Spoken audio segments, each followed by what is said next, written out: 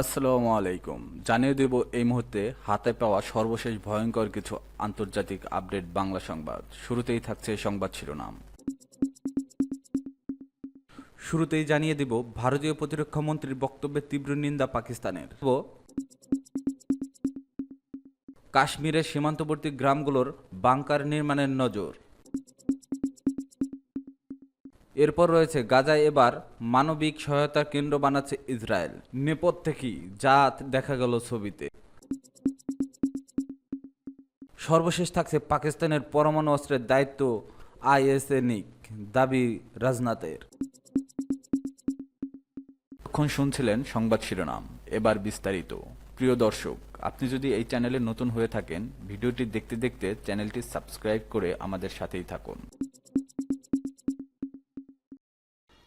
ভারতীয় প্রতিরক্ষা মন্ত্রীর বক্তব্যের তীব্র নিন্দা পাকিস্তানের। পাকিস্তান কি পারমাণবিক অস্ত্র পরিচালনার জন্য যথেষ্ট দায়িত্বশীল, এমন প্রশ্ন তুলেছেন ভারতের প্রতিরক্ষামন্ত্রী রাজনাথ সিং। পাশাপাশি তিনি পাকিস্তানের পারমাণবিক অস্ত্র আন্তর্জাতিক তদারকির আওতায় আনতে বিশ্ব নেতাদের প্রতি আহ্বান জানিয়েছেন।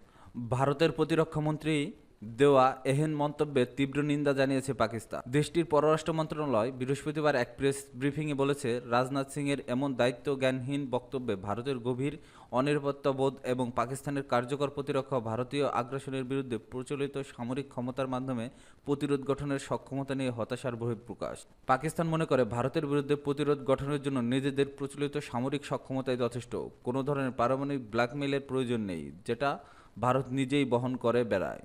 ব্রিফিংয়ে আরও বলা হয়েছে, ভারতের প্রতিরক্ষামন্ত্রীর বক্তব্যে আন্তর্জাতিক পরমাণু শক্তি সংস্থা ম্যান্ডেট ও দায়িত্ব সম্পর্কে তার চরম অজ্ঞতার প্রকাশ করে, বরং ভারতের পরমাণু ও তেজস্ক্রিয় পদার্থের চুরি এবং অবৈধ পাচারের পুনঃপুন ঘটনার কারণে আইএইএ ও আন্তর্জাতিক সম্প্রদায়কে উদ্বিগ্ন হওয়া উচিত।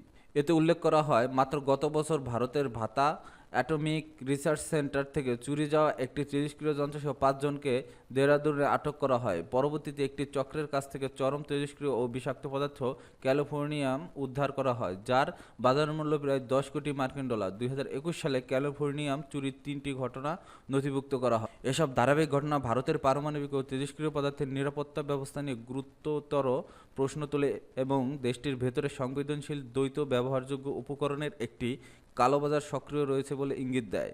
পাকিস্তান এসব ঘটনার স্বচ্ছ ও পূর্ণাঙ্গ তদন্ত দাবি করেছে। পাশাপাশি ভারতকেও তার নিজের পারমাণবিক স্থাপনা ও অস্ত্র ভাণ্ডারের নিরাপত্তা নিশ্চিত করার আহ্বান জানিয়েছে। এর আগে বৃহস্পতিবার বিকালে রাজনাথ সিং ভারত অধিকৃত জম্মু ও কাশ্মীরের শ্রীনগরে ভারতীয় সেনাবাহিনীর 15 কোর সদর দপ্তর পরিদর্শন করেন এবং সেখানে সেনা সদস্যের সঙ্গে মতবিনিময় করেন। এ সময় তিনি বলেন, বিশ্ব জানে আমাদের সেনাবাহিনীর লক্ষ্য কতটা নিখুঁত এবং তার যখন আঘাত হানে তখন শত্রুরাই হিসাব রাখে। আজ সন্ত্রাসবাদের বিরুদ্ধে ভারতের সংকল্প কতটা দৃঢ় তা বোঝা যায় এই কথাই যে আমরা পাকিস্তানের পারমাণবিক ব্ল্যাকমেলের তোয়াক্কা করিনি। রাজনাথ সিং আরও বলেন, গোটা বিশ্ব দেখছে কিভাবে পাকিস্তান দায়িত্বজ্ঞানহীনভাবে ভারতকে হুমকি দিয়েছে। আজ শ্রীনগরের মাটি থেকে আমি এই প্রশ্ন তুলতে চাই, এমন এক দায়িত্বজ্ঞানহীন ও উচ্ছৃঙ্খল দেশের হাতে কি পারমাণবিক অস্ত্র নিরাপদ? তিনি আরও বলেন, আমি মনে করি পাকিস্তানের পারমাণবিক অস্ত্র আন্তর্জাতিক পারমাণবিক শক্তি সংস্থার তত্ত্বাবধানে নেওয়া উচিত। মূলত তাই এর মন্তব্য পাল্টা জবাব দিয়ে নিন্দা জানিয়েছে পাকিস্তান। কাশ্মীরের সীমান্তবর্তী গ্রামগুলোর বাংকার নির্মাণের নজর। পাকিস্তানের গোলাবর্ষণে ক্ষতিগ্রস্ত জম্মু ও কাশ্মীরের গ্রামগুলোর নতুন বাংকার তৈরির ঘোষণা দিয়েছে মুখ্যমন্ত্রী ওমর আবদুল্লাহ। বুধবার ও তার আগের দিন মঙ্গলবার কাশ্মীরের নিয়ন্ত্রণ রেখার কাছাকাছি গ্রামগুলোর পরিদর্শনে গিয়ে তিনি একথা জানান। বুধবার উত্তর কাশ্মীরের বারমুলা জেলার উরির সালামবাদ, লাগামা, বান্দে ও গিঙ্গাল এলাকার পরিদর্শন করেন ওমর আবদুল্লাহ। এ সময় সাংবাদিকেরা তার কাছে ভবিষ্যতে এমন পরিস্থিতির বিষয়ে প্রস্তুতি সম্পর্কে জানতে চান। এ বিষয়ে ওমর আবদুল্লাহ বলেন, গোলাবর্ষণে ক্ষতিগ্রস্ত এলাকার ব্যক্তিগত বাংকার নির্মাণে কেন্দ্রীয় সরকারের কাছে দাবি জানানো হবে। মুখ্যমন্ত্রী বলেন, জম্মু বা কাশ্মীরে যেখানেই আমি গেছি সবখানে আরও বাংকার নির্মাণের দাবি উঠেছে। মানুষের আশঙ্কা পরিস্থিতি যে কোনো সময় খারাপ হতে পারে, তাই তারা ব্যক্তিগত বাংকারের দাবি জানিয়েছে। ওমর আবদুল্লাহ বলেন, আমরা প্রথমে তাৎক্ষণিকভাবে জনগণকে ত্রাণ দেব, তারপর যেসব এলাকায় গোলাবর্ষণে ক্ষতিগ্রস্ত হয়েছে সেসব এলাকার বাংকার তৈরির জন্য কেন্দ্রীয় সরকারের কাছে একটি প্রস্তাব উত্থাপন করব। ব্যক্তিগত বাংকার বলতে এমন আশ্রয়স্থল বোঝায় যেখানে একজন বা একটি ছোট পরিবার আশ্রয় নিতে পারে। বোমা হামলা, পারমাণবিক বিস্ফোরণ, যুদ্ধ বা প্রাকৃতিক দুর্যোগ থেকে রক্ষা পাওয়ার জন্য মানুষ এসব বাংকার আশ্রয় নেয়। ক্ষতিগ্রস্ত গ্রাম পরিদর্শনকালে ওমর আবদুল্লাহর সঙ্গে উপদেষ্টা নাসির আসলাম ওয়ানি উরির বিধায়ক সাজাদ উরি এবং জেলার ঊর্ধ্বতম প্রশাসনিক কর্মকর্তারা উপস্থিত ছিলেন। তারা ক্ষতিগ্রস্ত পরিবারগুলোর সঙ্গে কথা বলেন। এর আগে গত মঙ্গলবার গোলাবর্ষণে ক্ষতিগ্রস্ত দেখতে কুপওয়ারা জেলায় যান ওমর আবদুল্লাহ। জেলার কারনা সীমান্ত উপরিভাগে টাংধার, হাজিনার, নাচিয়ান, শামসপোরা, বাগবেলা, বাটপড়া ও তারবনি এলাকায় পরিদর্শন করেন তিনি সর্বশেষ পরিস্থিতির খোঁজখবর নেন এবং ক্ষতিগ্রস্ত পরিবারের সদস্যদের সঙ্গে কথা বলেন।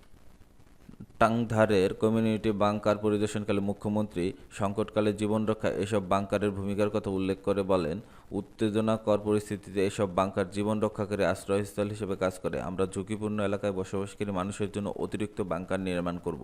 গত 22 এপ্রিল ভারত নিয়ন্ত্রিত কাশ্মীরের পেহেলগামে পর্যটকদের উপর বন্দুকধারীদের হামলায় 26 জন নিহত হন। এই হামলার সঙ্গে পাকিস্তান সংশ্লিষ্টতার অভিযোগ তুলে 6 মে রাতে পাকিস্তানি ক্ষেপণাস্ত্র হামলা চালায় ভারত। পাকিস্তান তাৎক্ষণিক প্রতিরোধ গড়ে তোলে। হামলার সঙ্গে সঙ্গে এলওসি সংলগ্ন এলাকায় ভারত পাকিস্তানি সেনাদের মধ্যে পাল্টাপাল্টি গোলাবর্ষণের ঘটনা ঘটে। এতে উভয় পক্ষে হতাহতের ঘটনা ঘটে। পরে ভারতের সামরিক স্থাপনাসহ বিভিন্ন স্থানে হামলা চালায় পাকিস্তান। এই পরিস্থিতিতে গত শনিবার ভারত পাকিস্তানের মধ্যে যুদ্ধবিরতির ঘোষণা দেন যুক্তরাষ্ট্রের প্রেসিডেন্ট ডোনাল্ড ট্রাম্প। গাজায় এবার মানবিক সহায়তা কেন্দ্র বানাচ্ছে ইসরায়েল। নেপথ্যে কি, যা দেখা গেল ছবিতে। বিতর্কিত এক পরিকল্পনার অংশ হিসেবে মানবিক সহায়তা কেন্দ্র নির্মাণে গাজার বিভিন্ন স্থানে প্রস্তুত করছে ইসরায়েল। কৃত্রিম উপগ্রহ থেকে তোলা ছবিতে এমনটি দেখা যায়। ইসরায়েল সরকার গত মার্চে গাজায় খাদ্য ও ঔষধ সরবরাহ স্থগিত করে দিয়েছিল। ইসরায়েলি মন্ত্রীদের দাবি, অবশিষ্ট জিম্মিদের মুক্তি দিতে হামাসের উপর চাপ সৃষ্টির লক্ষ্যে এ পদক্ষেপ নেওয়া হয়েছিল। জাতিসংঘ, ইউরোপ ও মধ্যপ্রাচ্যের নেতারা এই পদক্ষেপের নিন্দা জানিয়েছেন। জাতিসংঘ বলেছে, গাজায় ইসরায়েলি অবরোধের কারণে খাদ্য, ঔষধ ও জ্বালানির চরম সংকট দেখা দিয়েছে। গত সোমবার বিশ্ব সংস্থাটির প্রকাশিত এক মূল্যায়নে বলা হয়, গাজার প্রায় 21 লাখ মানুষ দুর্ভিক্ষের গুরুতর ঝুঁকিতে আছেন। যুক্তরাষ্ট্র গত সপ্তাহে নিশ্চিত করেছে, গাজার বিভিন্ন স্থান থেকে যাতে ত্রাণ বিতরণ করা যায় সেই লক্ষ্যে তারা এক নতুন ব্যবস্থা গড়ে তুলেছে। এটি পরিচালনা করবে বেসরকারি কোম্পানিগুলো, সুরক্ষা দেবে নিরাপত্তা ঠিকাদার ও ইসরায়েলি বাহিনীগুলো। কৃত্রিম উপগ্রহ থেকে তোলা ছবিগুলো বিশ্লেষণ করলে বিবিসি ভেরিফাই এতে দেখা গেছে, গাজার দক্ষিণ ও মধ্যাঞ্চলে অন্তত 4টি স্থানে সম্প্রতি জমি সমতল করে রাস্তা ও মঞ্চ নির্মাণ করা হয়েছে। সহায়তা বিতরণ কেন্দ্রগুলো কোথায় নির্মাণ করা হবে তা প্রকাশ্যে জানায়নি ইসরায়েল। তবে ইসরায়েলি কর্মকর্তাদের কাছ থেকে আগেই ব্রিফিং পাওয়া মানবিক সহায়তা সংক্রান্ত সূত্রগুলো বিবিসি ভেরিফাইকে জানিয়েছে, গাজার দক্ষিণাঞ্চলে অন্তত 4টি কেন্দ্র ও উত্তরে নেতজারিম করিডরের কাছে আরেকটি কেন্দ্র স্থাপন করা হবে। নেতজারিম করিডর ইসরায়েলি সেনাবাহিনী নিয়ন্ত্রিত ভূখণ্ড, যা গাজাকে কার্যত দুভাগে ভাগ করেছে। গাজা হিউম্যানিটেরিয়ান ফাউন্ডেশন নামের একটি সংগঠন এই পরিকল্পনার সহায়তায় গঠিত হয়েছে। তারা বলেছে, প্রথম ধাপে 12 লাখ মানুষকে খাদ্য, পানি ও পরিচ্ছন্নতা সামগ্রী সরবরাহ করা হবে, যা গাজার মোট জনসংখ্যার 60% কম। গতকাল বুধবার সংস্থাটি জানায়, তারা মে মাস শেষ হওয়ার আগেই কার্যক্রম শুরু করবে। আর পূর্ণাঙ্গ বিতরণ কেন্দ্র চালু না হওয়া পর্যন্ত স্বাভাবিক পথে ত্রাণ সরবরাহ চালু রাখার জন্য তারা ইসরায়েলের প্রতি আহ্বান জানিয়েছে। সংস্থাটি গাজার উত্তরাঞ্চলে সহায়তা কেন্দ্র গঠনের দাবি জানিয়েছে, যা মূল পরিকল্পনা ছিল না। পাকিস্তানের পরমাণু অস্ত্রের দায়িত্ব আইএ নিক, দাবি রাজনাথের। পাকিস্তানের পরমাণু অস্ত্র সম্ভার তদারকির দায়িত্ব আন্তর্জাতিক আণবিক শক্তি সংস্থার নেওয়া উচিত বলে মন্তব্য করেছেন ভারতের প্রতিরক্ষা মন্ত্রী রাজনাথ সিং। জম্মু ও কাশ্মীরের রাজধানী শ্রীনগরে গিয়ে আজ বৃহস্পতিবার তিনি এই মন্তব্য করেন।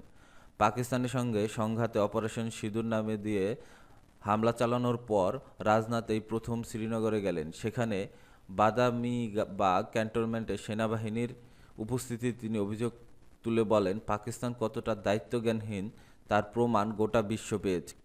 তাদের মতো এমন দায়িত্বজ্ঞানহীন ও শট দেশের হাতে পরমাণু অস্ত্র সম্ভার আদৌ নিরাপদ কিনা সেই প্রশ্নে আমি খোলাখুলি করতে চাই। আইএইএ পৃথিবীর বিভিন্ন দেশের পারমাণবিক কার্যক্রমের উপর নজর রাখে। সংঘাতের সময় ভারতীয় বাহিনী পাকিস্তানের বিভিন্ন ঘাঁটিতে আক্রমণ চালায়। সেই আক্রমণে পাকিস্তানের পরমাণু ভান্ডার কিছুটা ক্ষতিগ্রস্ত হয়েছে বলে গুজব ছড়িয়েছিল।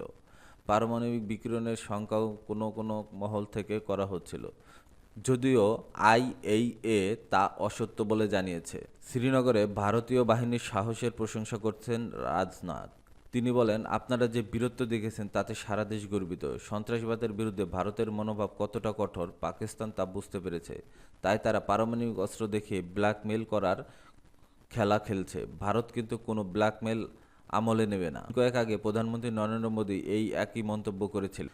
পাকিস্তানের সঙ্গে যুদ্ধবিরতির পর ভারতের প্রধানমন্ত্রী মোদী গিয়েছিলেন পাঞ্জাবের আদমপুরের বায়ুসেনা ঘাঁটিতে। আজ বৃহস্পতিবার রাজনাথ সিং গেলেন শ্রীনগরে। সংঘাত চলাকালে এই বাদামি বা ক্যান্টনমেন্টে পাকিস্তানের ছোড়াগোলা পড়েছিল। প্রতিরক্ষামন্ত্রী তার অংশ দেখ। এ সময় পাকিস্তানের উদ্দেশ্যে রাজনাথ বলেন, কাশ্মীর ভারতের মাথা, সেখানে পাকিস্তানের আঘাত করতে চেয়েছিল। সেই আক্রমণ ভারতীয় বাহিনী প্রতিহত করে। জম্মু ও কাশ্মীর নিয়ে আলোচনার তৃতীয় কোনো পক্ষের হস্তক্ষেপের আশঙ্কা নাকচ করে দিয়ে রাজনাথ বলেন, পাকিস্তানের সঙ্গে আলোচনার একমাত্র আলোচ্য বিষয় হবে সন্ত্রাসবাদের নিরসন ও পাকিস্তান নিয়ন্ত্রিত কাশ্মীর ফেরত নেওয়া, অন্য কিছু নয়।